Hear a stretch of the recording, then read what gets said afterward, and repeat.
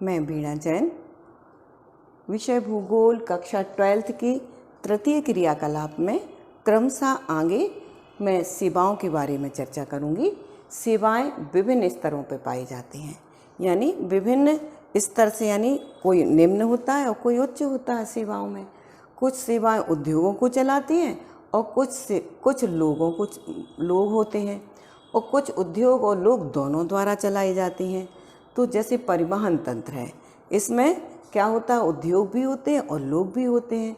सेवाएं दो स्तर पर होती हैं, एक निम्न स्तरीय सेवाएं जैसे पंसारी की दुकान, धोबी घाट, और दूसरा है उच्च स्तरीय सेवाएं जिसमें लेखाकार, परामर्शदाता और चिकित्सक जैसी अधिक और भी विशिष्टीकृत सेवाएं होती हैं, जिनमें अपेक्षा अधिक सामान्य और विस्तृत है।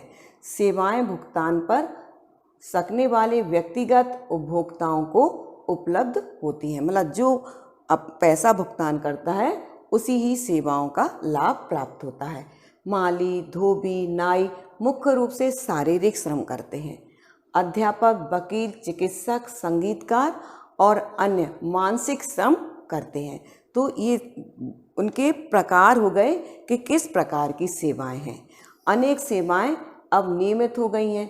महामार्गों एवं सेतुओं का निर्माण और अनुरक्षण, अग्निशमक विभागों का अनुरक्षण और शिक्षा की आपूर्ति अथवा पर्यवेक्षण और ग्राहक सेवा महत्वपूर्ण सेवाओं में से है, जिनका पर्यवेक्षण अथवा निष्पादन प्रायः सरकारों और कंपनियों द्वारा किया जाता है।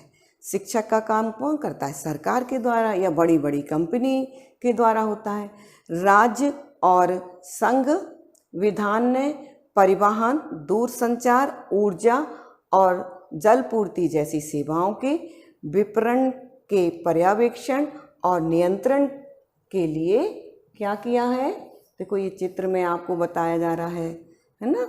नियंत्रण के लिए निगमों की स्थापना की है। स्वास्थ्य की देखभाल, अभियांत्रिकी, विधि और प्रबंधन व्यावसायिक सेवाएं हैं।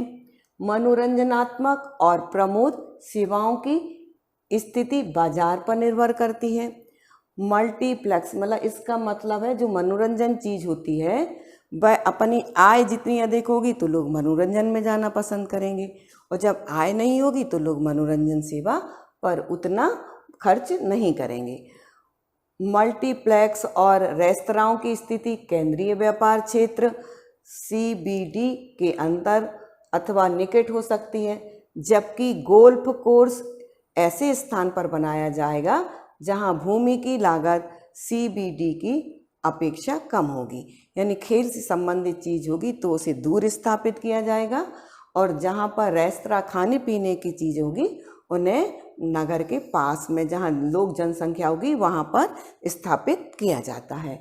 दैनिक जीवन में काम को सुविधाजनक बनाने के लिए लोगों को व्यक्तिगत सेवाएं उपलब्ध कराई जाती हैं।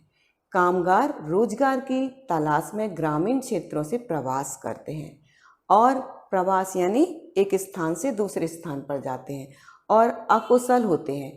वे मोची, गृहपाल, खानसामा और माली जैसी घरेलू सेवाओं के लिए नियुक्त किए जाते हैं और जिन्हें कम भुगतान दिया जाता है। कर्मियों का यह वर्ग असंगठित है। ऐसा एक उदाहरण मुंबई की एक डिब्बा वाला सेवा है जो पूरे नगर में 1,75,000 उपभोक्ताओं को उपलब्ध कराई जाती है। ये डिब्बा वाला है मुंबई का, आपको चित्र से बन जाए। अब तृतीय क्रियाकलापों में संलग्न लोग, कौन से लोग उसमें सम्मिलित होते हैं? अधिकांश लोग सेवा कर्मी हैं। वर्तमान में सेवाएं सभी समाजों में उपलब्ध होती हैं। अधिकांश विकसित देशों में कर्मियों का अधिकतर प्रतिशत इन सेवाओं में लगा होता है। जो विकसित देश होते हैं वहाँ के लोग तृतीय क्रियाकलाप को करना ज़्यादा पसंद करते हैं, जबकि अल्प विकसित देशों में 10% से भी कम लोग इस सेवा कार्य में लगे हैं। जो अल्प विकसित देश हैं वहाँ के लोग आज भी प्राथमिक कार्य करते हैं, और ज़्यादा हुआ तो थोड़ा सा विकसित तो द्वितीय क्रियाकलाप, पर तृतीय क्रियाकलाप में वहाँ पर अभी 10% लोग ही लगे हुए हैं। संयुक्त राज्य अमेरिका में 75% से अधिक कर्मी सेवाओं में संलग्न है। संयुक्त राज्य अमेरिका विकसित है, वहाँ पर 75% लोग तृतीय क्रियाकलाप में संलग्न है। इस सेक्टर में रोजगार की प्रवृत्ति अब बढ़ रही है। क्यों बढ़ रही है? क्योंकि लोग पढ़ लिख जा रहे हैं और पढ़ने लिखने से उन्हें क्या मतलब अब तृतीय क्रियाकलाप को करना ज़्यादा पसंद करते हैं, जबकि प्राथमिक और द्वितीय क्रियाकलाप में यह अपरिवर्तित है, यानी घट रही है। और अब चयनित को एक उदाहरण से आपको पर्यटन उद्योग, आपने अभी तक पर्यटन को घूमने की दृष्टि से सोचा होगा, पर ये नहीं सोचा होगा कि यह एक प्रकार का उद्योग है। तो आज हम यहाँ पर पर्यटन उद्योग के बारे में आप में प्रश्न आएगा कि पर्यटन क्या चीज़ है, तो आप कहेंगे पर्यटन एक उद्योग है। वो कैसे है उद्योग, ये जानेंगे। पर्यटन एक यात्रा है जो व्यापार की बजाय प्रमोद के उद्देश्य से की जाती है, यानी आनंद लेने के लिए लोग पर्यटन का उपयोग करते हैं। कुल पूंजीकृत रोजगारों तथा कुल राजस्व सकल घरेलू उत्पाद का 40% की दृष्टि से यह विश्व का अकेला सबसे बड़ा यानी 25 करोड़ तृतीय क्रियाकलाप बन गया है। इसके अतिरिक्त पर्यटकों के आवास, भोजन, परिवहन, मनोरंजन, विशेष दुकानों जैसी सेवाएं उपलब्ध कराने के लिए अनेक स्थानीय व्यक्तियों को नियुक्त किया जाता है। किसमें? पर्यटन उद्योग में। कौन कौन लोगों को नियुक्त किया जाता है? आवास के लिए, भोजन के लिए, परिवहन के लिए, मनोरंजन के लिए और विशेष प्रकार की वस्तुओं के क्रय विक्रय के लिए वहाँ के स्थानीय लोगों को बनाया जाता। और सकल घरेलू उत्पाद का हमारे पास 40% जो हमें मिलता है देश को, वह पर्यटन उद्योग से मिलता है। और कितने लोग संलग्न हैं? 25 करोड़ लोग इसमें संलग्न हैं। और पर्यटन अवसंरचना उद्योगों, फुटकर व्यापार तथा शिल्प उद्योगों को पोषित करता है। जो पर्यटन उद्योग है, इसके सहयोगी जो छोटे छोटे उद्योग होते हैं वो फुटकर व्यापार होता है और शिल्प उद्योग होते हैं। कुछ प्रदेशों में पर्यटन वस्तुनिष्ठ होता है क्योंकि अवकाश की अवधि अनुकूल मौसमी दशाओं पर निर्भर करती है, किंतु कई प्रदेश वर्ष पर्यंत पर्यटकों को आकर्षित करते हैं। पर्यटन दो तरह का होता है, कई होता है ऋतुनिष्ठ यानी विशेष ऋतु में लोग वहाँ जाते हैं, और कई होता है जो 12 महीने वहाँ पर वर्ष में वहाँ पर चलता। जैसे अपने यहाँ बनारस आदि में वर्ष भर लोग जाते हैं, और कश्मीर आदि में लोग जो ठंडे प्रदेश होते हैं वहाँ पर गर्मियों में जाते हैं। तो यहाँ आपको चित्र से समझ में आ रहा है कि लोग स्विट्जरलैंड में बर्फ़ से ढकी हुई पर्वत चोटी पर आनंद ले रहे हैं। अब है पर्यटन प्रदेश कौन कौन से हैं। तो पर्यटन उद्योगों के जो प्रदेश है कहाँ विकसित हुआ है? भूमध्य सागरीय तट के चारों ओर, कोष्ण स्थान तथा भारत का पश्चिमी तट विश्व के लोकप्रिय पर्यटक गंतव्य स्थानों में से एक है। अन्य में शीतकालीन खेल प्रदेश जो मुख्यतः पर्वतीय क्षेत्रों में पाए जाते हैं। मनोहारी दृश्य भूमियाँ तथा यत्र तत्र फैले राष्ट्रीय उद्यान सम्मिलित किए जाते हैं। स्मारकों, विरासत और स्थलों और सांस्कृतिक गतिविधियों के कारण ऐतिहासिक नगर भी पर्यटकों को आकर्षित करते हैं। अब पर्यटक उद्योग को क्या क्या चीज़ें प्रभावित करती हैं? तो सबसे पहले मांग, मतलब जितनी लोगों की इच्छा होगी वहाँ लोग पहुँचेंगे तो पर्यटक उस उद्योग उतना ही विकसित होगा। विगत शताब्दी में अवकाश के लिए मांग तीव्रता से बढ़ी है। जीवन स्तर में सुधार तथा बढ़े हुए फुर्सत के समय के कारण अधिक लोग विश्राम के लिए अवकाश पर जाते हैं। दूसरा है परिवहन का प्रभाव भी पड़ता है। परिवहन सुविधा के सुधार के लिए 7 पर्यटन क्षेत्रों का आरंभ हुआ है। बेहतर सड़क प्रणालियों में कार द्वारा यात्रा सुगम होती है। हाल के वर्षों में वायु परिवहन का विस्तार अधिक महत्वपूर्ण हो रहा है। उदाहरणतः वायु यात्रा के द्वारा कुछ ही घंटों में हम अपने घर से विश्व के किसी भी जगह पर जा सकते हैं। पैकेज अवकाश से प्रारंभ में लागत घटा दी है। अब है पर्यटन का आकर्षण क्यों है, क्यों पर्यटन? तो जलवायु, ठंडे प्रदेशों के अधिकांश लोग पुलिन विश्राम के लिए उष्ण व धूपदार मौसम की अपेक्षा करते हैं। दक्षिण यूरोप और भूमध्य सागरीय क्षेत्रों के में पर्यटन के महत्व का यह मुख्य कारण है।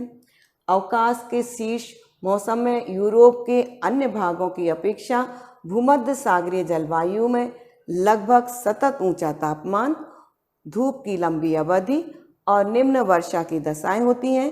शीतकाल अवकाश का आनंद लेने वाले लोगों की विशिष्ट जलवायु जरूरतें होती हैं, जैसे या तो वह अपने गृह क्षेत्रों की तुलना में ऊंचे तापमान अथवा स्कीइंग के लिए अनुकूल हिम वाले क्षेत्रों में जाते हैं। अब भूदृश्य, कई लोग आकर्षित करने वाले पर्यावरण में अवकाश बिताना पसंद करते हैं, जिनका प्रायः अर्थ होता है पर्वत, झीलें, दर्शनीय समुद्री तट और मनुष्य द्वारा पूर्ण रूप से अपरिवर्तित भूदृश्य। इतिहास एवं कला, किसी क्षेत्र के इतिहास और कला से संभावित आकर्षण होता है। लोग प्राचीन और सुंदर नगरों, पुरातत्व के स्थानों पर भी जाते हैं और किले, महल और गिरजाघरों को देखकर आनंद उठाते हैं। संस्कृति व्यवस्था, मानव जनजाति और स्थानीय रीति रिवाजों को पसंद करने वालों को पर्यटक लुभाता है। यदि कोई प्रदेश पर्यटकों को ज़रूरतों को सस्ते दाम में पूरा करता है तो वह अत्यंत लोकप्रिय हो जाता है। घरों में रुकना, एक जी चीज़ हम राजस्थान में देखते हैं, वहाँ पर लोग अपने राजस्थानी ढंग से उनको खाना खिलाते हैं, घर में रोकते हैं और उनका आनंद उन्हें देते हैं, ऊँट की सवारी आदि करते हैं। तो लाभदायक व्यापार बनकर उभरा है, जैसे कि गोवा में हेरिटेज होम्स और कर्नाटक में मेडिकेरे और कूर होम्स जो हैं लोगों का पर्याप्त मनोरंजन करते हैं। और भारत में समुद्र पार रोगियों के लिए स्वास्थ्य सेवाएं, एक अभी अपने यहाँ एक नया भारत में स्वास्थ्य सेवा तंत्र विकसित हुआ है। उसमें 2005 में संयुक्त राज्य अमेरिका से उपचार के लिए 55,000 रोगी भारत आए। संयुक्त राज्य स्वास्थ्य सेवा तंत्र के अंतर्गत प्रतिवर्ष होने वाले लाखों शल्यकर्मी की तुलना में यह संख्या बहुत कम है। भारत विश्व में चिकित्सा का पर्यटन में अग्रणी देश बनकर उभर रहा है। क्या हो रहा है? भारत चिकित्सा, विश्व में चिकित्सा सबसे अच्छी भारत में बन रही है। महानगरों में व्यवस्थित विश्व स्तरीय अस्पताल संपूर्ण विश्व के रोगियों का उपचार करते हैं। भारत, थाईलैंड, सिंगापुर और मलेशिया जैसे विकासशील देशों को चिकित्सा पर्यटन के अनेक लाभ प्राप्त होते हैं। चिकित्सा पर्यटन के अतिरिक्त चिकित्सा परीक्षणों और आंकड़े के निर्वाचन के बाह्य स्रोतान के प्रति भी झुकाव पाया जाता है। भारत, स्विट्जरलैंड और ऑस्ट्रेलिया के अस्पताल विकिरण बिंबों के अध्ययन से लेकर चुंबकीय अनुदान बिंबों के निर्वाचन और पराश्राव्य परीक्षणों तक की विशिष्ट चिकित्सा सुविधाओं को उपलब्ध करा रहे हैं। वाह स्रोतन के में यदि यह गुणवत्ता में सुधार करने अथवा बाह्य स्रोत से मतलब होता है अंतर्राष्ट्रीय स्तर पर कार्य संपन्न करना, विशिष्ट सेवाएं उपलब्ध कराने पर केंद्रित है, जो अंतर्राष्ट्रीय स्तर पर रोगियों के लिए अत्यधिक लाभदायक होता है। चिकित्सा पर्यटन, जब चिकित्सा उपचार को अंतर्राष्ट्रीय पर्यटन गतिविधि से संबद्ध कर दिया जाता है तो उसे सामान्यतः चिकित्सा पर्यटन कहा जाता है। तो अभी हम तृतीय क्रियाकलाप जान रहे थे और शॉर्ट में जानेंगे चतुर्थी क्रियाकलाप को। कोपेनहेगन और न्यूयॉर्क में एक बहुराष्ट्रीय कंपनी के मुख्य कार्यकारी अधिकारी तथा चिकित्सकीय प्रतिलेखन यानी मेडिकल ट्रांसफिक्सिस्ट के बीच क्या समानता है? ये सभी लोग सेवा सेक्टर के उस प्रभाग में कार्य करते हैं जो ज्ञानोन्मुखी होती है। जो चतुर्थ क्रियाकलाप होता है वह शोध से संबंधित होता है, इसलिए उसमें विशेष ज्ञान की आवश्यकता होती है। इस सेक्टर को चतुर्थ और पंचम क्रियाकलापों में विभक्त किया जाता है। चतुर्थ क्रियाकलापों में कुछ निम्नलिखित है: सूचना का संग्रहण करना, उत्पादन और प्रकीर्णन अथवा सूचना का उत्पादन भी है। चतुर्थ क्रियाकलाप अनुसंधान और विकास पर केंद्रित होता है। किस पर संबंधित होता है? अनुसंधान कार्य पर और विकास कार्य पर केंद्रित होता है। और विशिष्टीकृत ज्ञान, प्रौद्योगिकी कुशलता और प्रशासकीय सामर्थ्य से संबद्ध सेवाओं के उन्नत नमूने के रूप में देखा जाता है। अब चतुर्थ सेक्टर में आर्थिक वृद्धि के आधार के रूप में तृतीय सेक्टर के साथ चतुर्थ सेक्टर ने भी सभी प्राथमिक व द्वितीयक से रोजगारों को प्रतिस्थापित कर दिया है, मतलब अपनी ओर खींच लिया है। विकसित अर्थव्यवस्था में आधे से अधिक कर्मी ज्ञान के इस क्षेत्र में कार्यरत हैं तथा पारस्परिक कोष प्रबंधकों ने से लेकर परामर्शदाताओं, सॉफ्टवेयर सेवाओं की मांग में अति उच्च वृद्धि हुई है। कार्यस्थल भवनों, प्रारंभिक विद्यालयों, विश्वविद्यालयी कक्षाओं, अस्पतालों व डॉक्टरों के कार्यालयों, रंगमंचों, लेखाकार और दलाली की फर्मों में काम करने वाले कर्मचारी इस वर्ग की सेवाओं से संबंधित होते हैं। किस वर्ग की सेवाओं से संबंधित होते हैं? चतुर्थ वर्ग की सेवाओं से संबंधित होते हैं। यह सब किस, देखो ये चित्र में प्राथमिक, द्वितीयक, तृतीयक, चतुर्थक और पंचक, मतलब जिस जिस तरह अपना ज्ञान का विकास होता है उस तरह। तो अब इसके बाद क्या, तो बच्ची एक मुद्दे दे रही है ना। इसमें कुछ तृतीय क्रियाकलापों की भांति चतुर्थ क्रियाकलापों को भी बाह्य स्रोतन के माध्यम से किया जा सकता है। ये सेवाएं संसाधनों से बंधी हुई, पर्यावरण से प्रभावित तथा अनिवार्य रूप से बाजार द्वारा स्थानीयकृत नहीं है।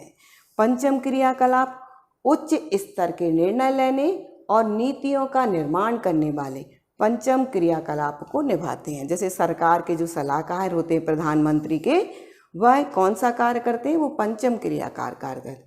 इनमें और ज्ञान आधारित उद्योगों जो सामान्यतः चतुर्थ श्रेणी सेक्टर से जुड़ी होती हैं में सूक्ष्म अंतर होता है।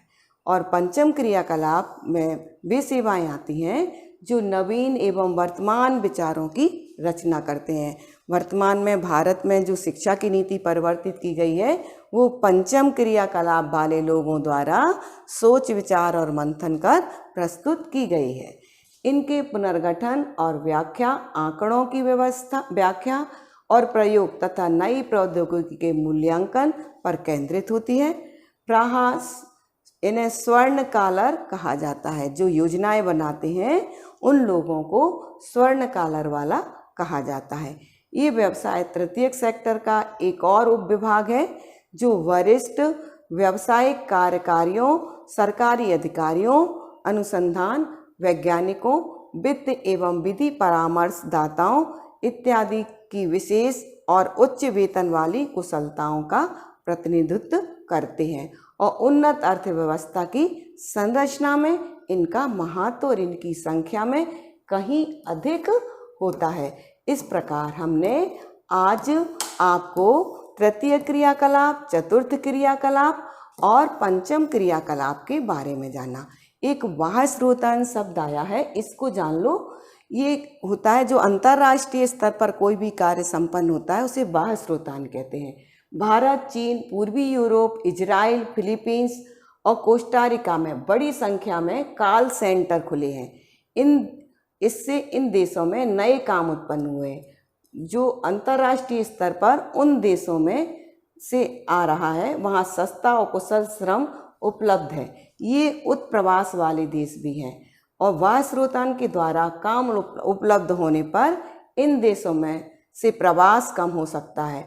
बाह्य स्रोतान वाले देश अपने यहाँ काम तलाश कर रहे युवकों का प्रतिरोध झेल रहे हैं। तो बाह्य स्रोतान के बने रहने पर का मुख्य कारण तुलनात्मक लाभ है।